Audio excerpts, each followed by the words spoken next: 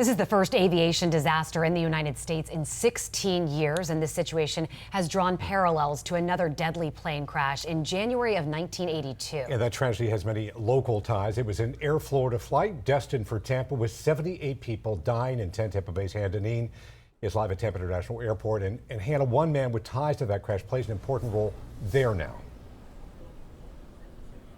And Dave, they call him Deacon Joe, and he's played an integral role in TPA's airport chaplaincy program for more than a decade now. He tells me that his role here, in fact, him becoming a deacon at all, it's all tied to that experience 43 years ago. Today, as shock shrouds the country over a deadly American Airlines collision. Probably the major thought was, here we go again. Dr. Joe Krzanowski is reminded of the 1982 plane crash in D.C., which killed his brother, sister-in-law, and their 2 kids. My mother said to me, a mother knows, said, I know that they were all on that flight, and I know that God called them all because they shared so much love as a family that God wouldn't call them any other way.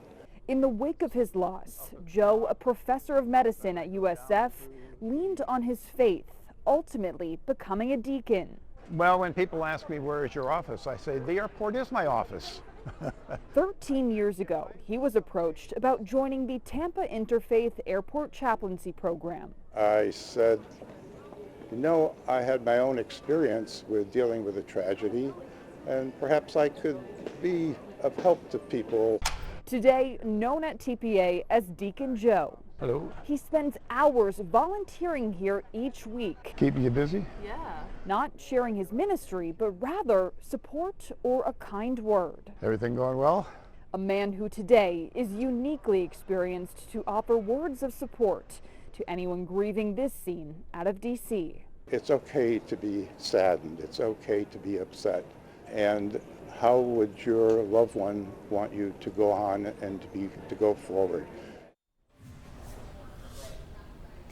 Deacon Joe tells me that he's part of a text chain called the Air 90 family, made up of people who also lost family members in that crash in 1982. He tells me since late last night that text chain has been pinging constantly as those folks are leaning on each other through this time, and also offering words of support and their condolences to the families impacted by this most recent tragedy.